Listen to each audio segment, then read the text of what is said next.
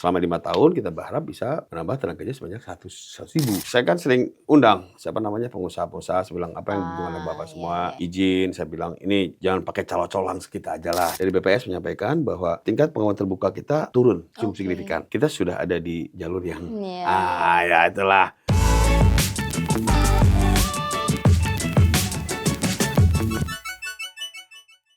Halo Sobat Kompas.com, selamat datang di Nusa Raya bersama saya lagi Jessica Emanuela. Kali ini sudah hadir bersama kita ada Bupati Garut Bapak Syakur. Kumaha damang Bapak? Alhamdulillah, selamat siang Mbak Jessica. Ya, saya ngertinya cuma itu doang kebetulan Pak ya. Jadi ya udahlah ya Pak. Terima kasih itu sudah menghargai siap. bahasa kita. Oke, selamat datang juga Bapak. Terima kasih sudah menyempatkan waktunya. Udah pasti sibuk kan ya Pak ya. Cuma udah menyempatkan waktunya untuk ngobrol-ngobrol sama Jessica juga ya siang hari ini. Oke, Bapak mungkin langsung saja, kita pasti sahabat Kompas.com juga mau tahu gitu ya tentang potensi daerahnya Garut dan visi misinya Bapak, apa yang sudah terlaksana gitu ya Pak ya. Visi pembangunan Garut itu salah satunya terwujudnya Kabupaten Garut yang hebat, maju, mandiri, berdaya saing, makmur, dan berkelanjutan.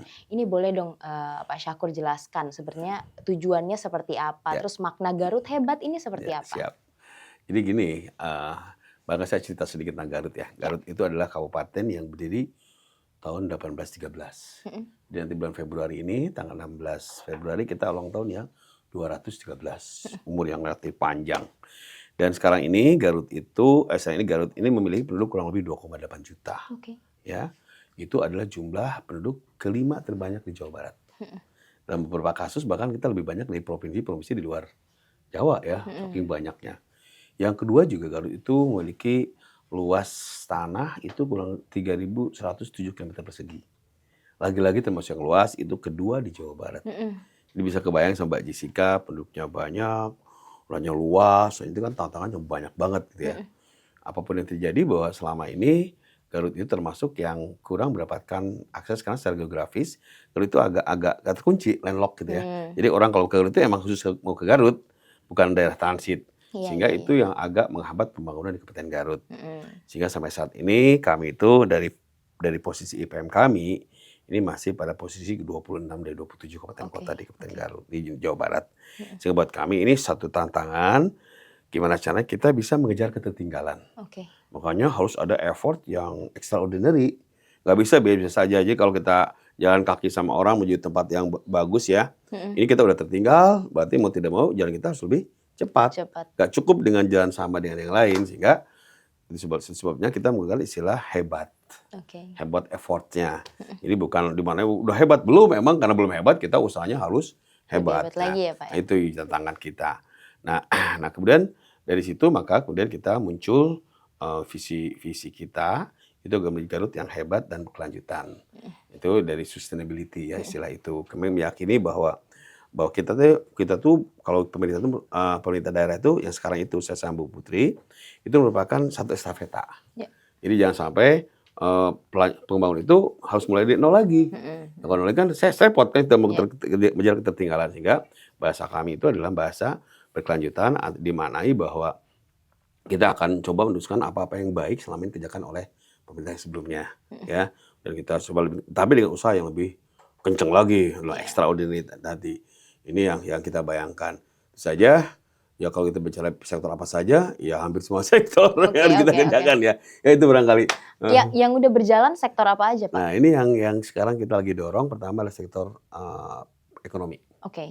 Jadi tipikal daerah yang luas tadi, kita itu masih dominasi kontribusi PDRB dari sektor pertanian. Pertanian. Satu sih juga, karena orang pertanian itu udah ketinggalan zaman, sebenarnya enggak juga.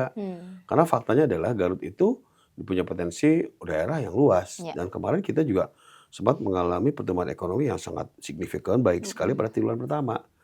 Saya cek kenapa? Ternyata saat itu kan lebaran, itu komoditi petani kan harganya naik kan. Nah, itu menyebabkan pertumbuhan ekonomi di Garut itu bagus gitu. Meskipun juga sektor manufaktur dan jasa juga kita garap, tapi kalau saya jujur saja kelihatan kita akan banyak fokus di pertanian dulu. Cuman pertanian tidak hanya dijual dalam bentuk komoditi, tapi dalam bentuk olahan. Nah ini yang jadi menarik buat kita, apalagi Pak Presiden kita kan sudah komitmen ya untuk masalah ketahanan pangan. Garut itu adalah kabupaten penyumbang 42% jagung Jawa Barat. Yap. Dan produsen utama kentang Jawa Barat. Ya, dan juga produsen ketiga susu Jawa Barat. Dan itu adalah produk-produk yang saya bilang pokok ya, bahan pokok penting. Nah, kita akan fokus ke situ. Gimana caranya masyarakat kita tetap mengolah seperti itu karena itu potensi yang sudah real, tinggal ada nilai tambah melalui proses industrialisasi atau hilirisasi. Itu Mbak Jessica. I see, Pak. Pak, kita ngomongin masalah ekonomi, ada juga program Bapak, info yang saya dapat tuh ada membuat 100.000 lapangan pekerjaan. Ya. Terus juga insentif guru ngaji. Ada juga dan kredit Garut Hebat.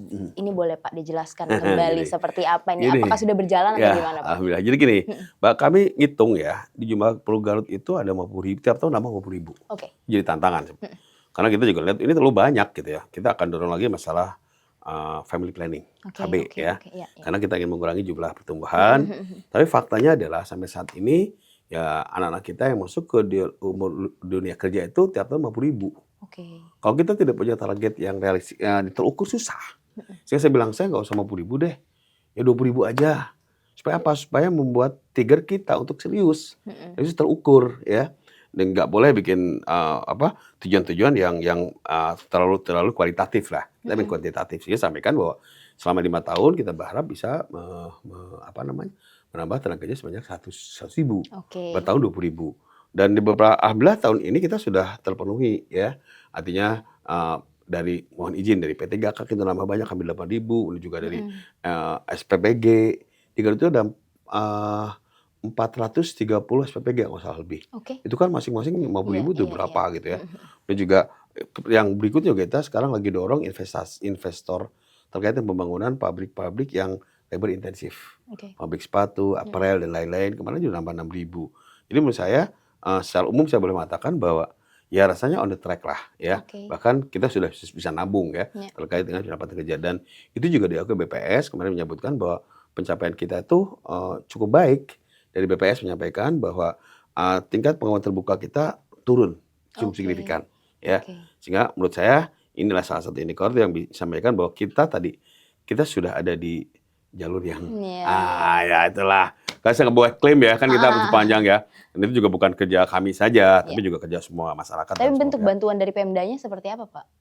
Kan kita membuat iklim investasi yang baik. Kemudian juga tadi SPPG kita support. Dan juga saya kan sering undang pengusaha-pengusaha, saya bilang apa yang dibutuhkan oleh Bapak semua. Izin, saya bilang ini jangan pakai calo-caloan kita aja lah. Kita akan bantu dan saya minta kepada dinas BMPT ya penanam modal ya. Izin itu kerja jemput bola ya. Itu yang kita lakukan juga. Kita juga minta kerjasama dengan Kemenaker ya. Kebetulan kita dekat, kita minta bantuan untuk peningkatan kualifikasi daripada pegawai kita. Sehingga pabrik juga tidak usah harus melatih lagi. Itu jadi gratis sama kita, kirim sama mereka. Effort itu kan tidak kemudian ya menyelesaikan semua masalah ya, tapi kan dikit-dikit lah bertahap.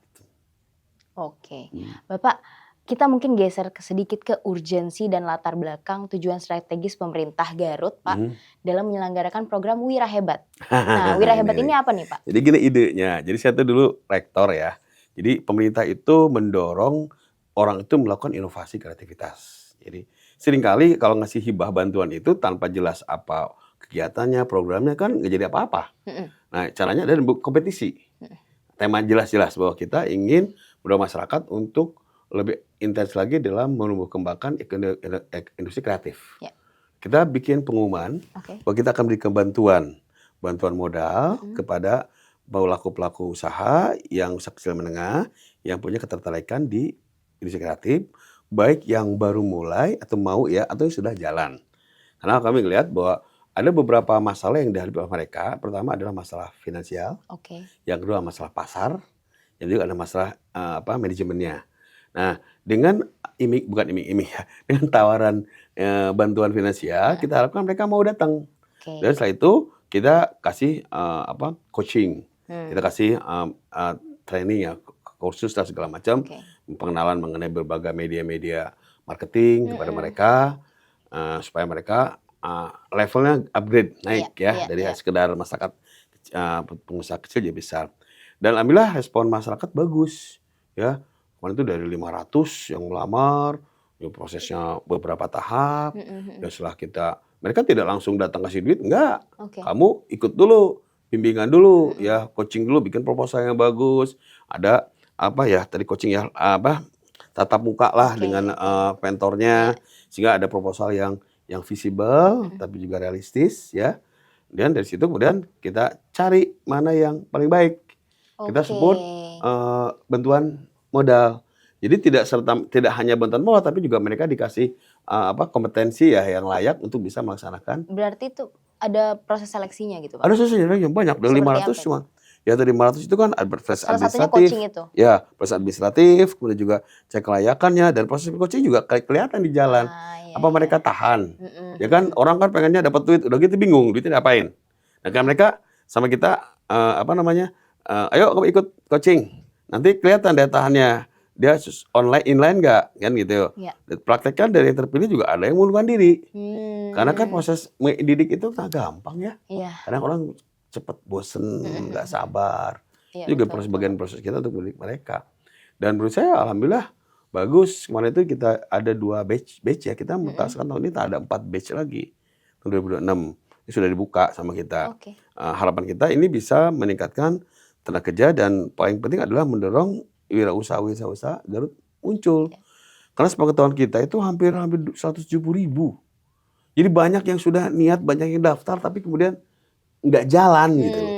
Tadi kan ada hambatan tadi, finansial, manajemen, marketing, dan lain-lain. Ini kita alhamdulillah kerjasama dengan para pelaku bisnis yang lain, juga para akademisi, ya sama-sama lah jalan.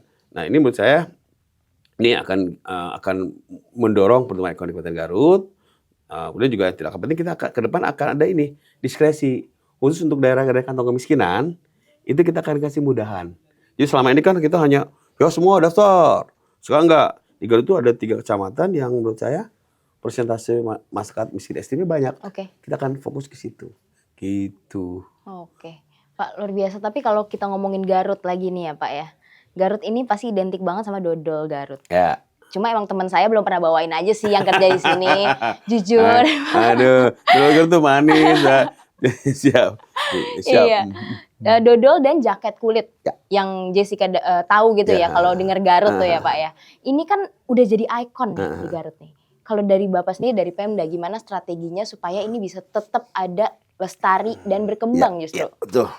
Jadi kalau di Garut itu adalah produk kuliner ya di Garut. Saya sangat yakin bahwa Garut itu punya berbagai macam potensi. Bahkan kemarin yang agak hebat tuh namanya burayot. Orang dengar burayot? Apa tuh Pak? Lihat itu. Aduh, itu kayak mesti agram cobain ya. nih. Cuman dia dibuat dalam proses yang menarik sehingga tampil bentuknya unik ya. Dan ternyata juga respon masyarakat juga bagus ya. Yang kedua juga yang lagi asik itu cilok. Aci dicolok, bakso aci. Gitu kan. Karena saya mikir ini makanan ini, mohon izin ya.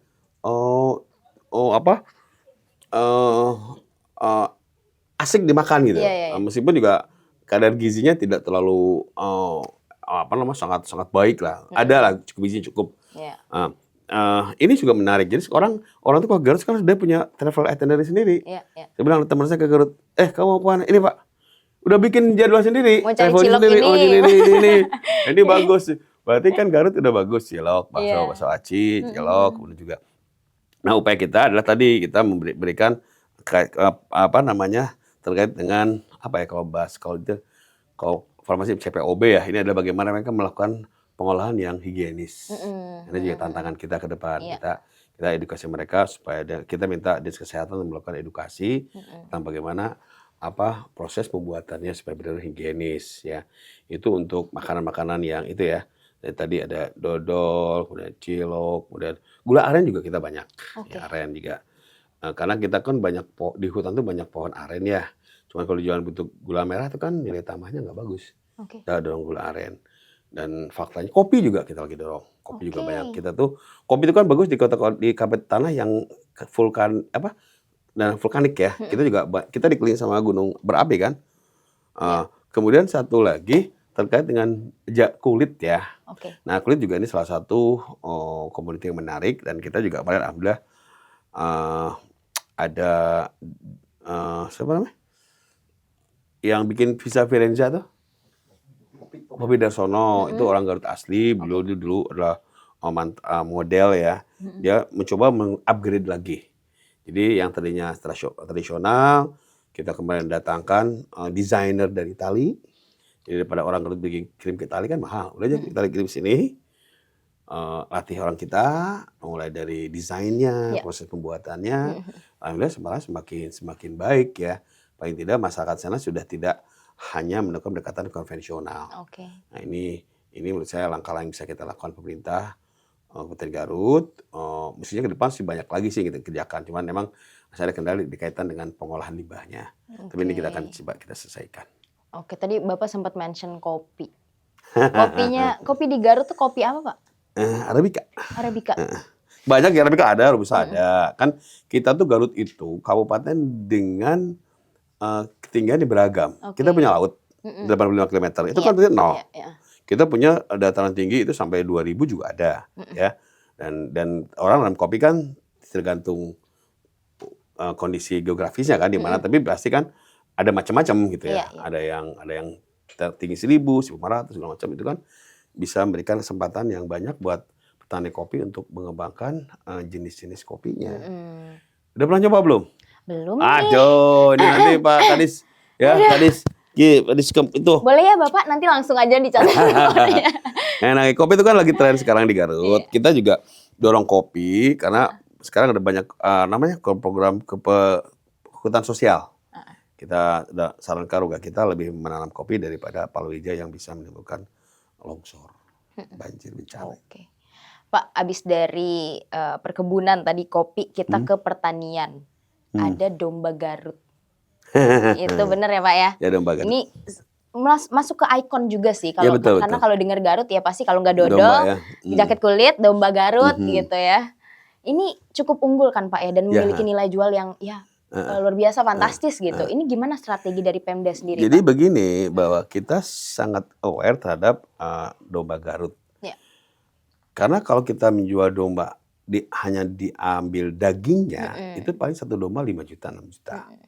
Tapi kalau dia punya nilai-nilai estetika, bagus, keunikan, di mana budaya situ kan, nanti Mbak Jessica datang ke Garut, ada domba dikasih baju kayak catwalk, kasih seragam segala macam, itu nilainya jadi mahal. Bahkan konon bisa sampai 150 juta, 200 juta. Buat kami ini sesuatu yang bisa kita kembangkan. Makanya kita mendorong adanya bukan festival ya, ajang-ajang kesenian lah. Jadi kita kumpulkan para peternak domba se-Garut, ada pertandingan, ada kelasnya, ada jenisnya segala macam. Dan itu merupakan event supaya orang tertarik datang dan melihat keunikannya. Kalau orang sudah suka kan nilai udah nggak jelas lagi kan. Saya bilang tadi, masa sih domba 150 juta gitu ya.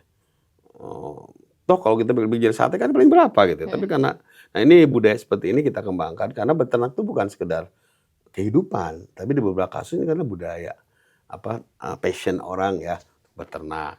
Menurut saya ini perlu kita dorong, dan caranya adalah dengan melakukan event-event, kegiatan SEO Jawa Barat, pentingan Jawa Barat, ada catwalk domba, kemudian juga di kampus juga ada, Jawa Barat ada, Piringan Timur ada, Jawa Barat tadi kan, supaya banyak event. Dan kita juga berkeyakinan dengan adanya event itu bisa mendorong pertumbuhan ekonomi. Ya. Nah, dan tadi kan juara ini, wah harganya langsung naik. Jadi tetap eksis ya gitu ya Pak Pak ya, dengan banyak tetap event maintain ya. Gitu. Jadi ya senang lah. Dan domba Garut itu dia punya keunggulan pertama, dia tuh mohon izin ya, dia produktivitasnya tinggi. Jadi rata-rata domba Garut itu melahirkan lebih dari 1 domba. Biasanya kalau domba lain itu satu, ini 2 bisa 3. Yang kedua juga dia tahan terhadap sama penyakit. Rada tangguh gitu lah. I see. Bapak, kalau di Garut pariwisata yang paling diminati orang-orang tuh apa Pak? Jadi kan kita tuh lagi shifting ya, bergeser. Dulu tuh Garut terkenal dengan pariwisata hot springnya, air panas. Padahal sisi lain juga Garut punya potensi lain, yaitu kita punya gunung kita kan punya. Kalau Garut itu dulu ada yang namanya gunung laut ya, jadi lupa lagi istilahnya. Gurilap gunung, rimba, laut, pantai, sungai. Gurilap ya. Itu Gurilap itu.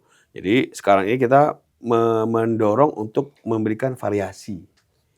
Jadi salah satu harapan kita adalah lama tinggal di Garut itu masih terlalu pendek. Mhm. Nah, kita mendorong pertumbuhan, ada tujuan wisata-wisata, sekarang ada para Pepandayan, lagi Hypes ya, dan juga ada beberapa situ itu danau ya, Oke. dan juga ada wisata, juga ada Bagendit. Nah, kita lagi mendorong masyarakat untuk lebih mengenal lagi potensi-potensi Kabupaten Garut, sehingga tidak ke tempat yang itu-itu juga. Dan saya menarik juga sekarang tadi ada tren itu kuliner. Iya iya. Ya, bukan hanya menikmati suasana lingkungan, tapi juga mencoba berbagai macam makanan di Garut.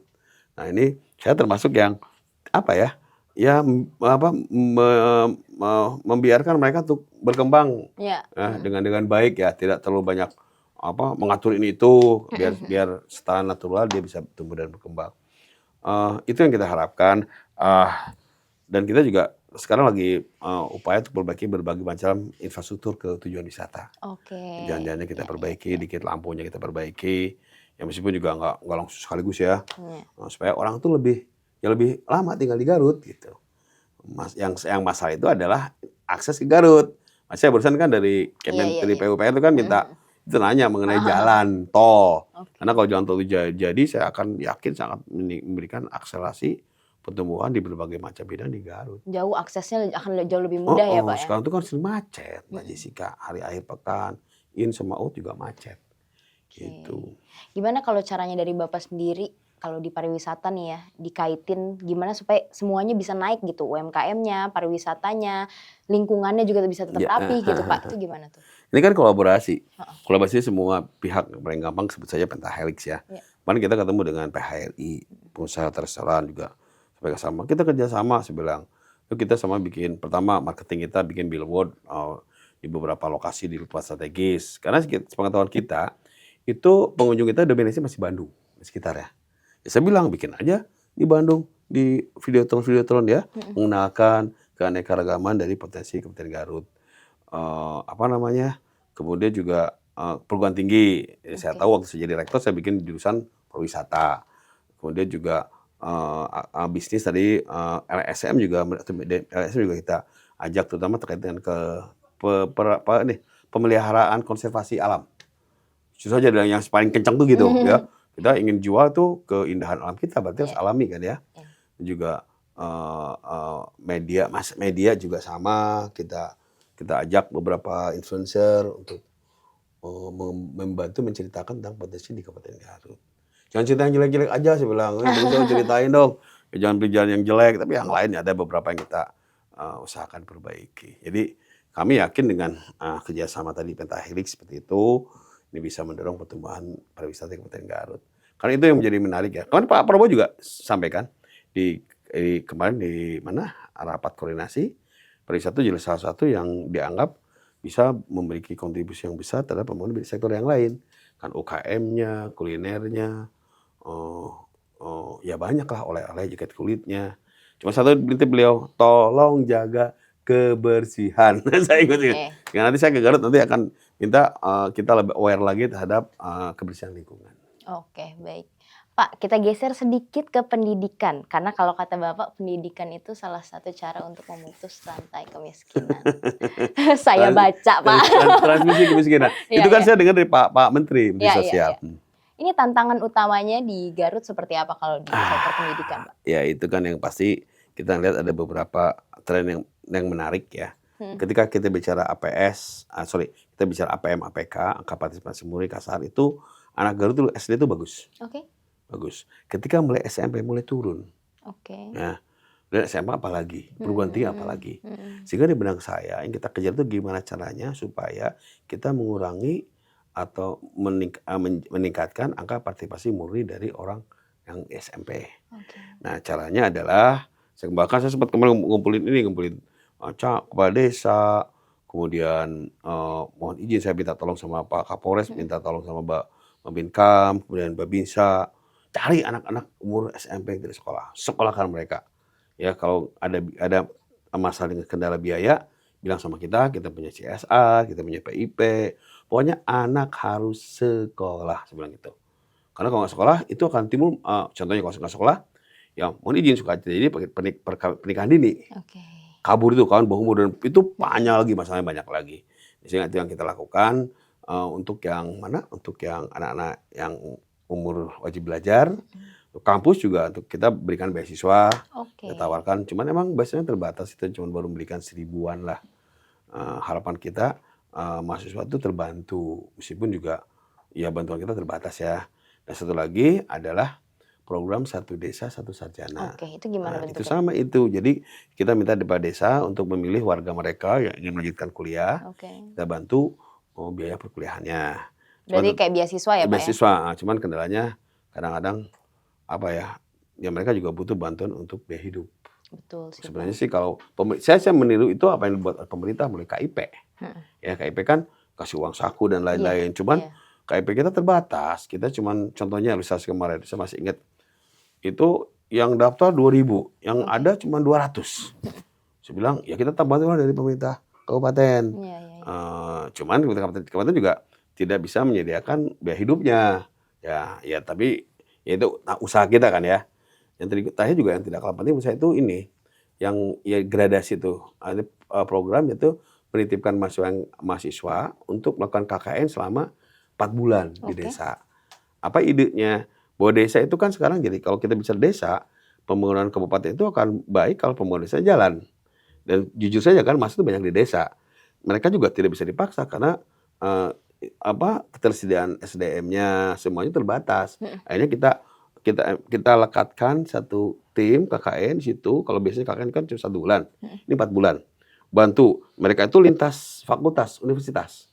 Ada yang kesehatannya, bantu bagian kesehatannya, IT-nya bantu IT-nya, pendidikannya bantu pendidikannya, ekonominya bantu. Baik. Ya supaya dalam waktu 4 bulan mereka lebih fokus membantu mengupgrade kualifikasi desa itu, desa perangkatnya kan ya. Ini kita sudah jalan 15 desa, kita tahun depan kita akan tambah lagi.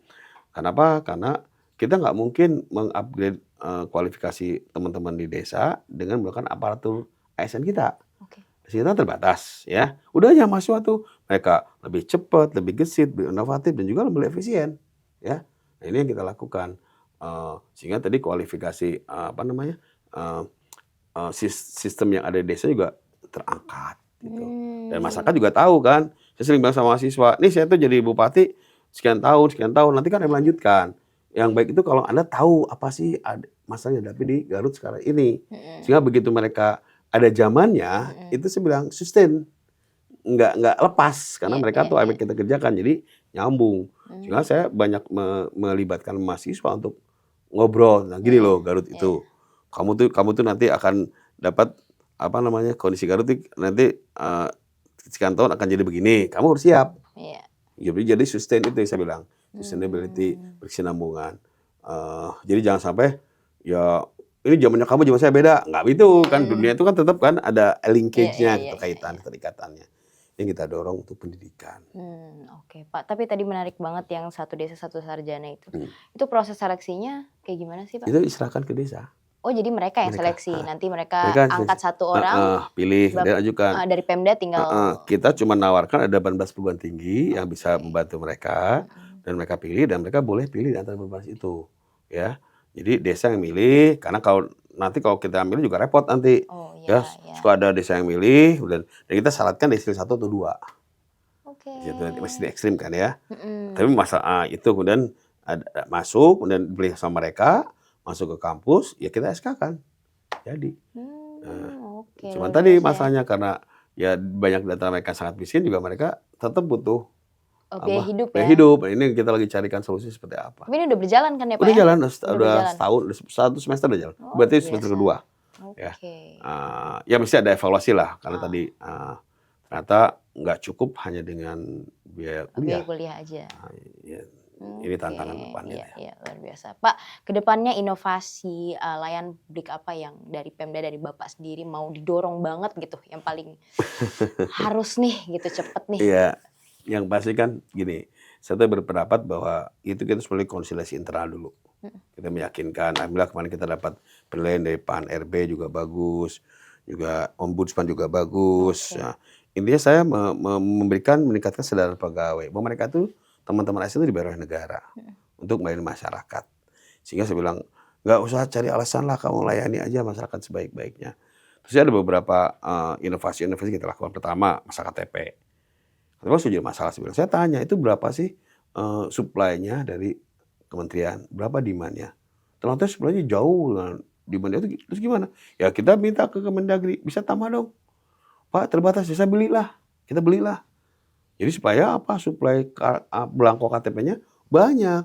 Ya kalau supply sama demand jomplang kan pasti naik kan harganya kan. Sekarang kalau Iya. supply-nya banyak, saya berharap tidak ada biaya, distribusi kan gratis itu. Iya. Kita yang bayar ke minta belangko, tapi ke masyarakat itu gratis. Itu terkait dengan, dan juga berikutnya adalah masalah pelayanan publik. Saya mulai menekankan tentang pentingnya absensi, kehadiran. Oke. Kan zaman sekarang kan ada banget tidak relevan ya bahwa kinerja itu kehadiran. Tapi beberapa kasus menurut saya masih relevan dan sebagian besar masih relevan. Oke. Sehingga saya bilang sekarang karya ASN tuh wajib absen, berapa absensinya saya monitor, Pak Dinas monitor ya. Menurut saya kehadiran itu bisa memberikan pengaruh yang positif, yang linear dengan kualitas pelayanan. Itu kemudian juga beberapa kegiatan kita singkat-singkat ya, kita potong ya.